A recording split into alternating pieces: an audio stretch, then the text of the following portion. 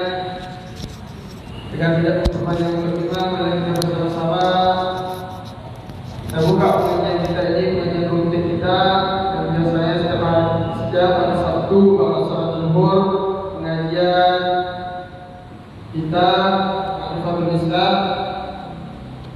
Baiklah, untuk itu mari kita mengucapkan al-Bismillah. Bismillahirrahmanirrahim.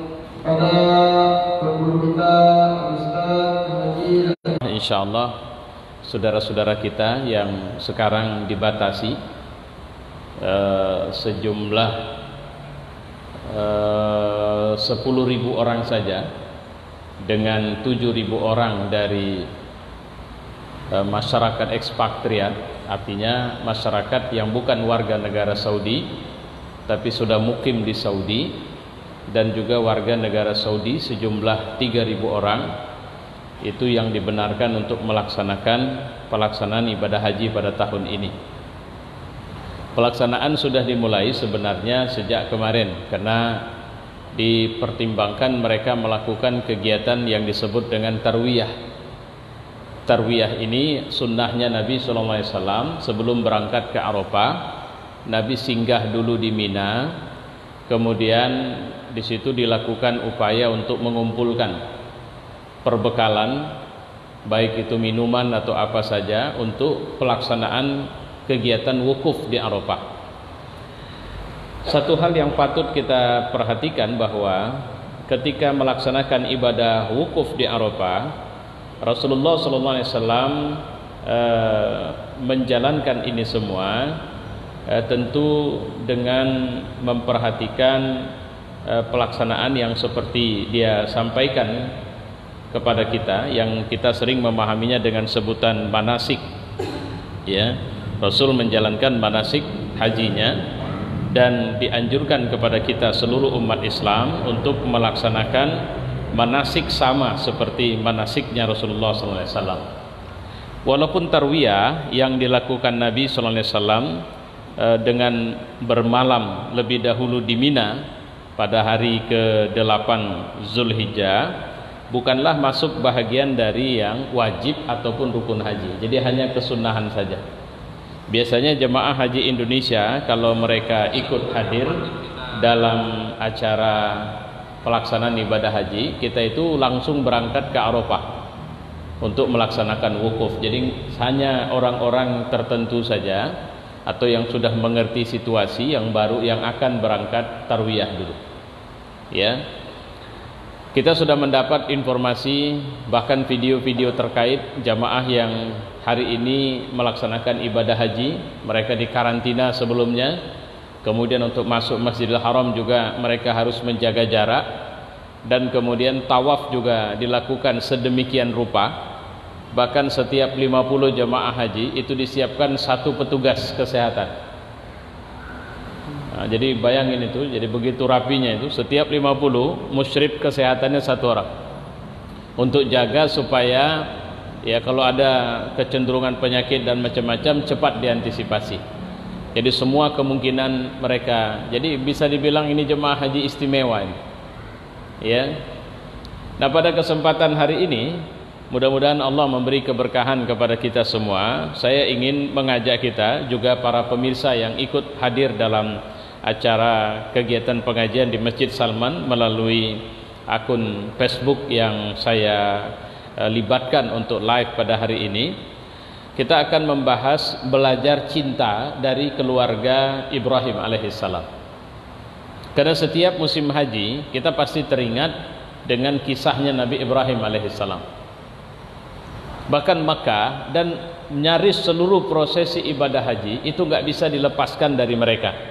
Ya, ini sebelum lebih jauh, jemaah yang mungkin menyaksikan melalui akun Facebook saya itu boleh bertanya nanti, insya Allah.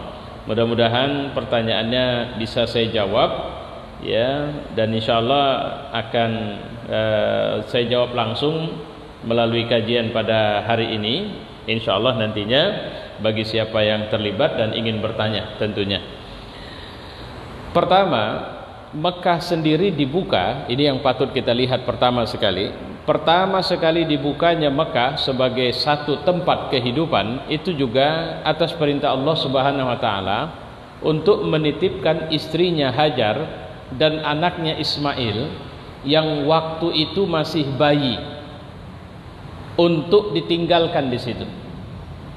Jadi Nabi Ibrahim tidak disuruh Allah untuk datang ke Mekah, mukim di Mekah, hidup di Mekah, mengembangkan keturunan di Mekah. Waktu itu Mekah masih disebut sebagai lembah Bakkah, karena kering kerontang, tidak ada rumah, tidak ada sumber air sama sekali. Itu yang patut kita perhatikan pertama.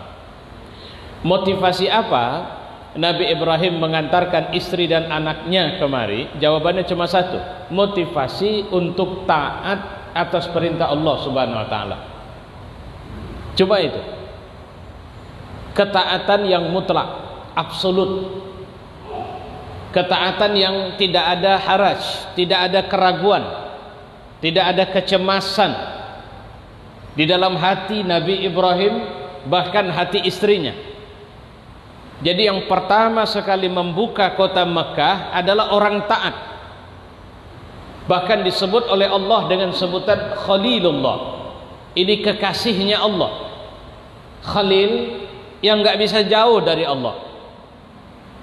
Bahkan Nabi Ibrahim ini orang yang sudah dirawat Allah, keyakinannya kepada Allah sejak dia masih kanak-kanak.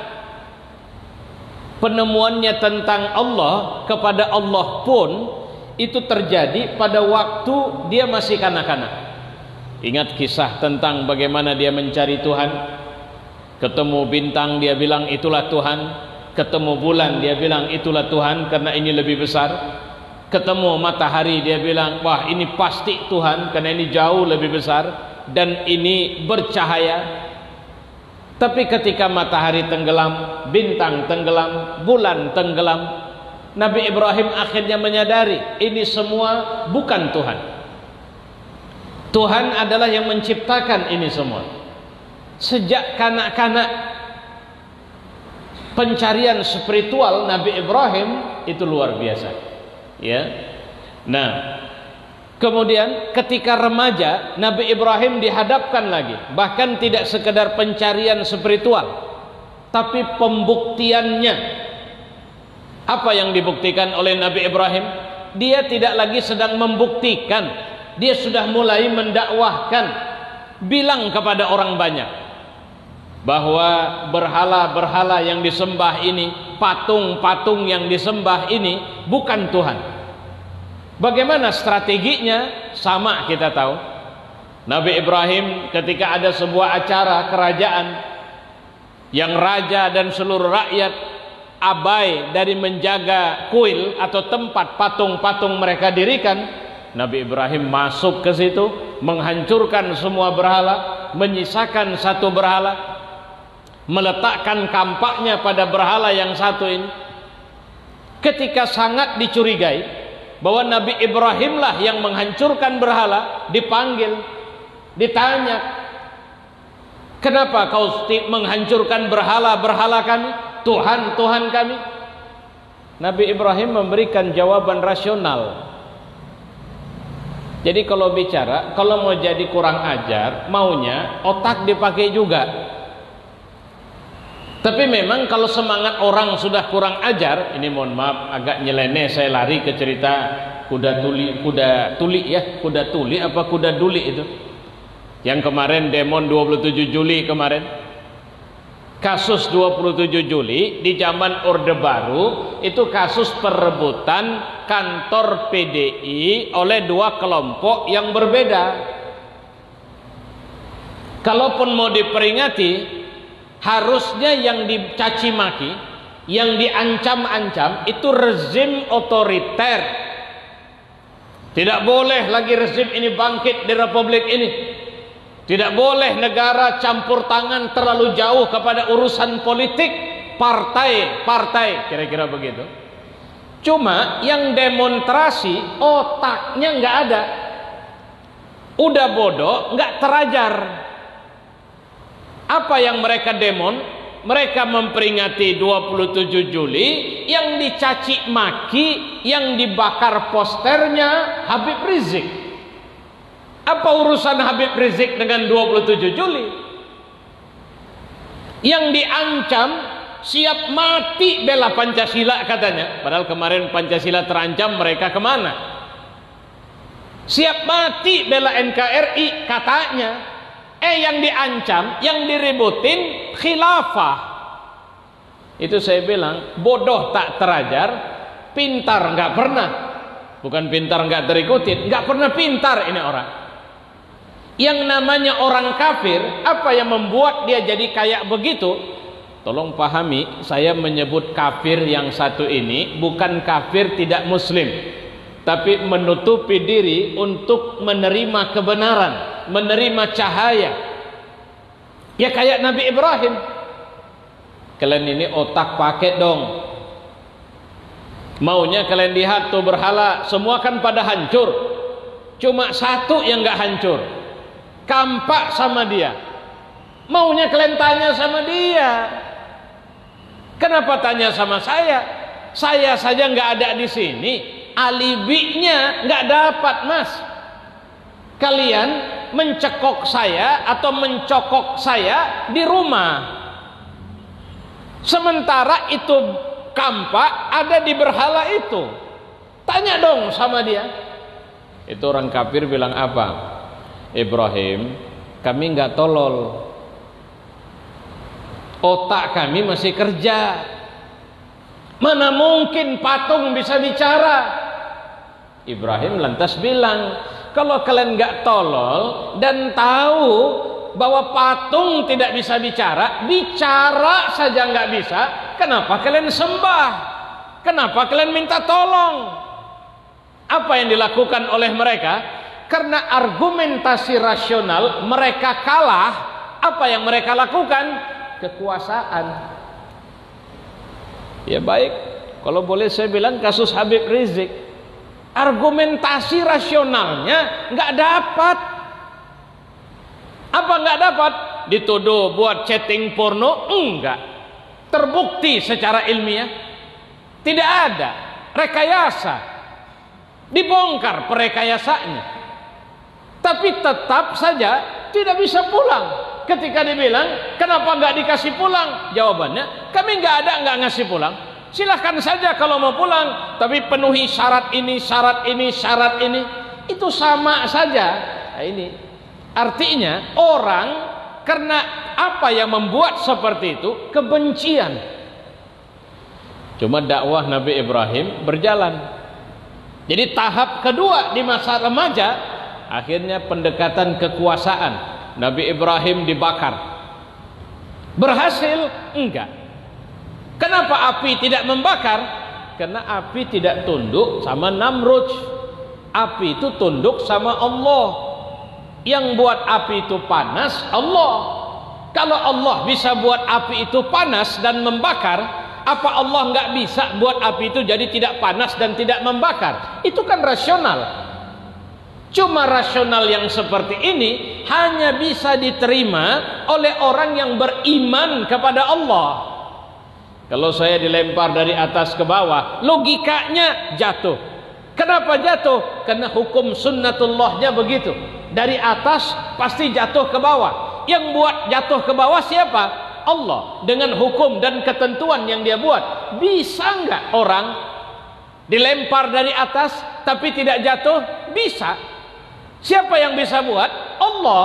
Kalau gitu siapa yang harus kita percayain? Allah. Siapa yang harus kita mintain tolong? Allah. Itu yang terjadi pada Nabi Ibrahim. Takut dia dibakar di api? Enggak. Nangis? Enggak. Apa dia teriak, Tuhan, kenapa kau tinggalkan saya? Enggak. Apa yang terjadi? Diabadikan dalam Quran. Allah malah mengatakan, ya naru kuni bardan wa salaman ala Ibrahim. Hei api, tenanglah, diamlah, kasihlah keselamatan bahkan kesejukan bagi Ibrahim. Enggak bakar api, tapi tetap api. Ketika akhirnya Ibrahim keluar, enggak bisa diterima otak. Kenapa? Karena otak yang nggak bisa nerima itu karena sebab otaknya nggak percaya Tuhan. Ini pelajaran menarik ini. Saya mau maju jadi presiden, kira-kira menurut Bapak bisa nggak? Bisa, Ustaz. Ada modal berapa? Nggak pakai modal duit. Saya insya Allah yakin, hakul yakin saya maju. Wah, berat itu, Ustaz. Kenapa? Karena di otak kita cuma ada satu cara. Kalau mau jadi presiden, kalau nggak punya duit, itu mimpi atau gila. Titik. Orang beriman enggak begitu logikanya. Logika orang beriman, tidak ada yang tidak mungkin sama Allah. Cuma untuk mengatakan tidak ada yang tidak mungkin sama Allah, kerjakan dulu yang Allah suruh. Ini pandemi, semua pakar ahli semua pada bilang paling cepat vaksinnya awal Januari tahun depan. Pertanyaannya, divaksin untuk apa? Supaya jangan sakit. Yang sakit supaya sembuh. Yang ngasih sembuh siapa? Allah. Waktu vaksin belum ada, Allah ada nggak? Ada. Kalau gitu kenapa nggak langsung saja datang sama Allah? Otak kita, itu yang saya bilang, belum percaya ke situ. Supaya percayanya kayak mana? Kerjakan saja apa yang bisa kita kerjakan. Kalau bahasanya protokol kesehatan, jalanin. Selebihnya, kalau memang sudah sampai pada titik ketidakberdayaan kita, disitulah Allah kerja nolong kita. Ini makanya yang jadi persoalan, otak kita sekarang selalu diarahkan cuma untuk mikirin apa yang bisa ketengok. Yang nggak ketengok, nggak masuk cerita. Ya, baik nih, lanjutan. Lulus Nabi Ibrahim dalam kasus masa remaja. Nah, kasusnya waktu dewasa, punya anak. Anak baru lahir, disuruh antar di lembah Bakkah. Ada orang? Nggak ada. Waktu sampai ngantar, Nabi Ibrahim sempat buatkan tenda? Enggak. Karena perintahnya antar, nyampe, tinggalkan. Apakah istrinya nangis? Enggak. Ngikut, ngejar. Ini kenapa Ibrahim diam saja?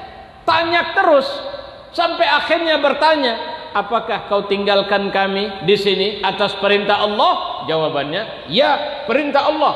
Maka jawaban Hajar, tawakkaltu 'ala Allah. Kalau begitu, aku tawakal kepada Allah. Balik kemana? Ke lembah Bakkah. Ngapain? Ya udah, ngurusin anaknya di situ. Tahu mau buat apa? Nggak tahu. Taunya cuma suaminya disuruh mengantar dia ke situ. Mau ngapain? Dia nggak tanya. Yang penting yang nyuruh siapa? Allah. Kalau yang nyuruh Allah, dia percaya kepada Allah. Allah tidak akan merugikan, tidak akan lalai untuk melindungi dia. Problem manusiawi datang pertama sekali apa? Haus. Mekah itu, Pak, kalau terang dalam kondisi apalagi musim panas, waduh, kepala ini kalau nggak pakai apa, macam mendidih. Saya kalau jalan siang hari itu, kalau di sini saya begini saja, di sana nggak bisa. Saya harus pakai sorban, tutup. Kalau yang di Mekah nih, tutup kepala saya, udah tutup, saya tutup lagi nih. Kenapa? Karena saya punya persoalan di mata, terik mata itu nggak bisa nengok dengan tenang begini. Pernah saya sholat Jumat di lantai atas, roof, lantainya dingin, kepala mendidih. Kenapa saya bilang lantainya dingin, kepala mendidih? Nggak ada atap, matahari langsung kena ke kepala kita, waduh, panas luar biasa. Tapi lantai tidak panas. Itu masih sudah ada gedung. Kalau di dalam enak, nyaman seperti di sini. Begitu haus cari air, itulah makanya ada prosesi sa'i.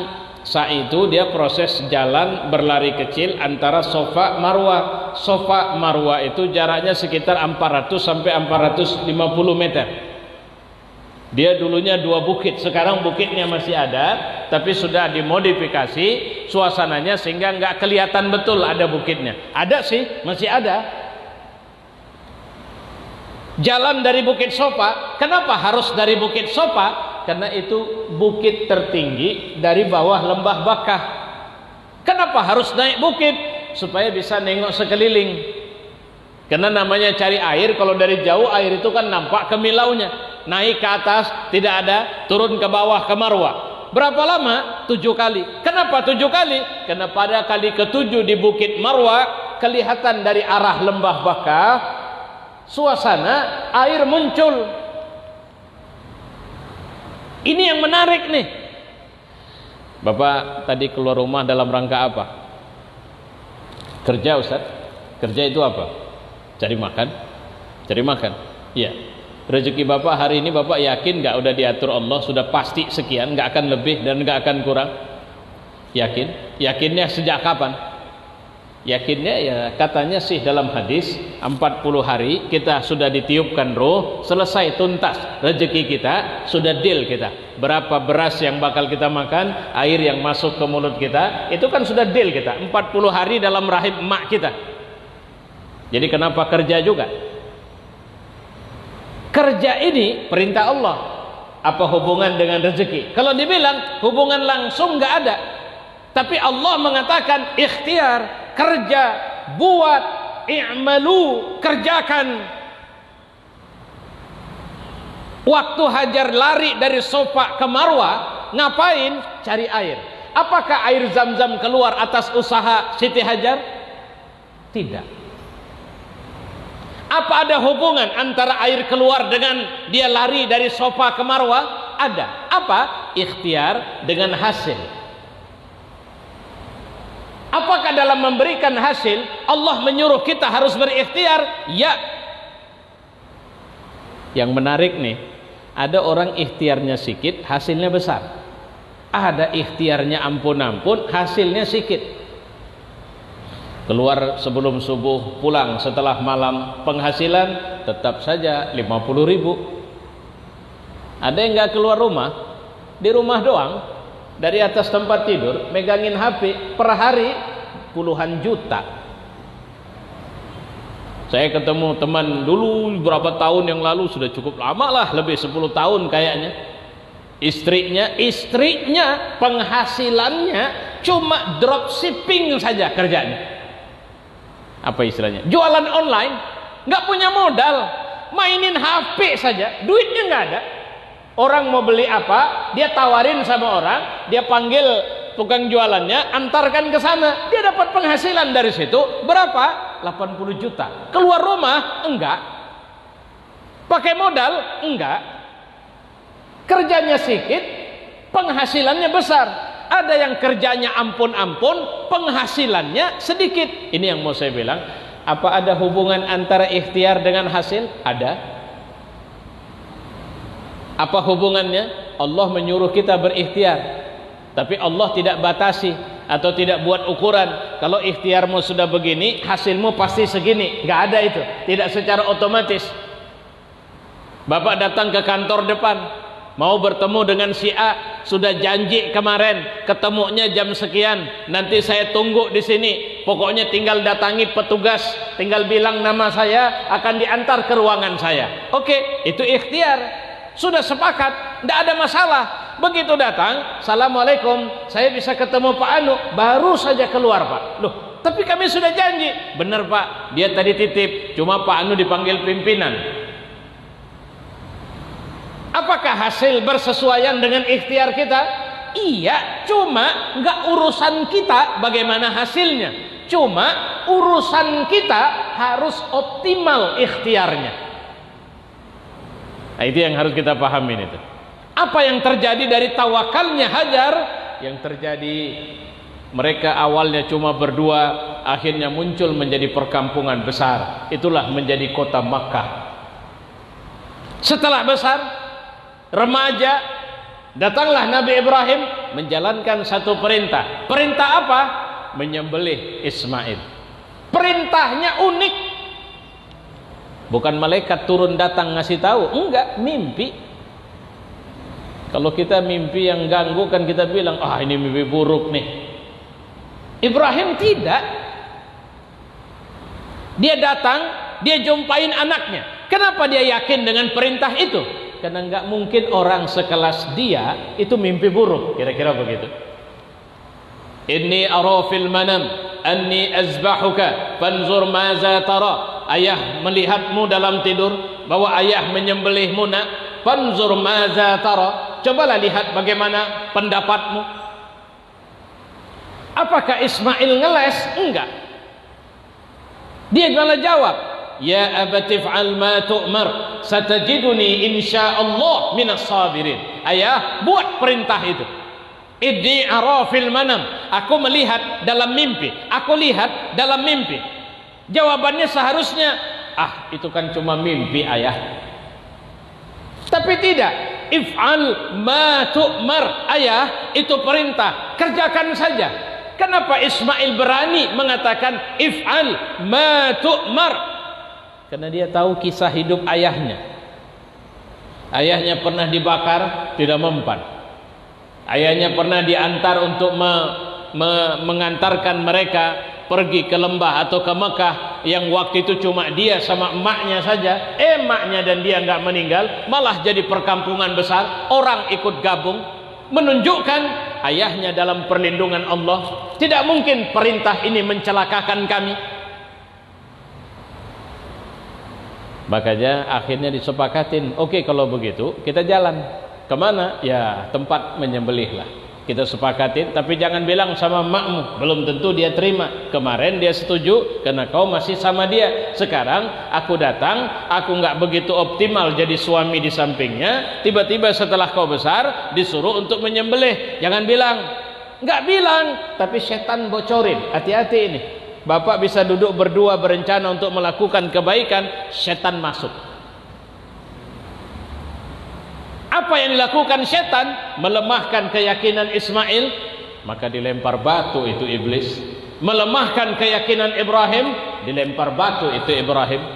Melemahkan keyakinan Hajar dengan membocorkan cerita tentang rencana penyembelihan, maka dilempar batu oleh Hajar, iblis. Maka peristiwa pelemparan itu sampai sekarang diabadikan menjadi peristiwa yang disebut dengan melontar jumrah. Itu tidak bisa tidak. Itu bahagian dari yang menunjukkan jemaah haji, walaupun bisa diwakilkan, tapi semua jemaah haji harus melakukan itu. Mereka melontar. Apa yang terjadi? Apakah Ibrahim tahu pada saat Ismail sudah menyerahkan lehernya, parang sudah di lehernya? Ibrahim yakin bahwa Ismail akan diganti jadi kambing? Enggak. Dia cuma taat kepada perintah Allah. Ismail malah bilang, ayah, tutup saja wajahku supaya jangan tertanam rasa cinta ayah kepadaku, sehingga ayah tidak jadi menjalankan perintah Allah. Ditutup wajahnya. Tapi begitu ditutup, Ibrahim ini banyak versi, tapi saya menerima versi yang ini. Itu parang sudah terasa memotong leher. Ibrahim menitiskan air mata, tapi mendengarkan malaikat berteriak takbir, Allahu Akbar, Allahu Akbar, Allahu Akbar. Dia tersentak dan melihat, yang dia lihat, dia menyembelih kambing. Di mana Ismail? Di sebelah sana, masih dalam posisi siap disembelih. Apa kata malaikat? Ibrahim, lulus lagi kau ujian. Ini jadikan hari raya Ibrahim. Makanya di sekelompok masyarakat tertentu, hari raya Idul Adha itu jauh lebih meriah ketimbang Idul Fitri. Hari rayanya ini langsung Allah yang putuskan 4 hari nih. Mulai besok, baru Senin, Selasa, Rabu, itu hari raya semua itu.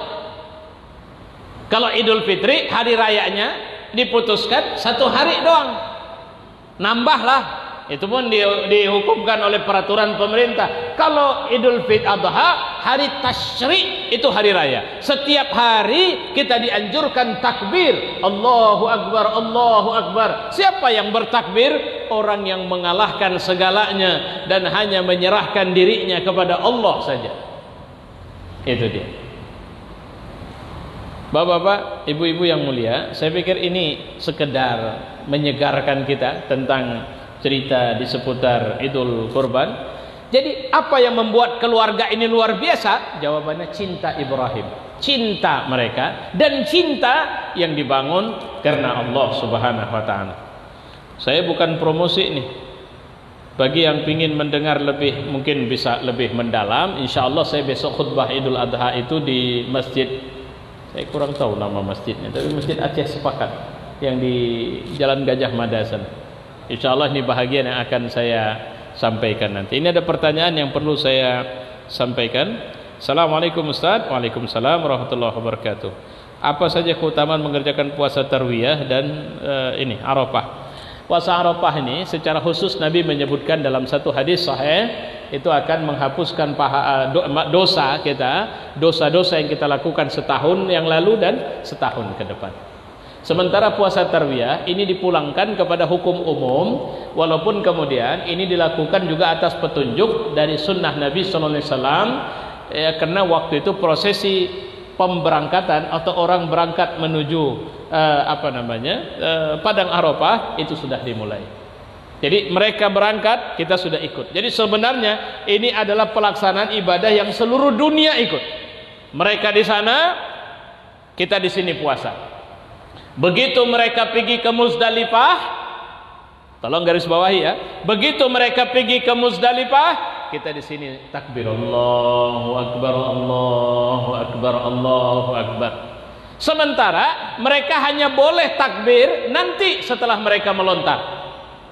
Jadi mereka melontar, mereka kemudian setelah selesai melontar pada kali pertama, mereka pulang dari melontar, mereka mengucapkan takbir Allahu Akbar, Allah. Piginya labbaik Allahumma labbaik, labbaik la syarika laka labbaik. Nah, kalau kita nengok TV-TV Saudi sekarang, saya nggak tahu tadi sampai saya sebelum berangkat saya buka masih belum. Ya, mungkin nanti sore sudah mulai itu, sudah mulai nampak bagaimana suasana biasanya selalu live itu pelaksanaan ibadah haji dari tanah suci. Nah itu. Kemudian mereka nanti mulai menyembelih, mereka pergi tawaf ibadah, mereka sa'i, mereka tahallul. Kita di sini hari nahar. Karena besok hari Jumat, maka muncul pertanyaan, apakah seorang melaksanakan sholat Id boleh tidak sholat Jumat? Karena besok Jumat, jawabannya boleh. Mereka tidak sholat Jumat, tapi tetap mereka melaksanakan sholat zuhur, karena besok adalah hari raya. Berkumpul 2 hari raya, maka seorang memilih 1 hari raya. Hari raya yang paling utama besok adalah Idul Adha. Tapi mana lebih bagus? Kalau saya ditanya ya sholat Jumat aja, nggak ada yang menyurutkan kita untuk sholat Jumat. Kenapa? Karena nggak repot lagi. Kalaupun menyembelih, banyak masjid-masjid atau panitia-panitia menggesernya ke hari Sabtunya. Ada yang menggeser ke hari Minggu. Boleh. Jadi berapa hari kita menyembelih?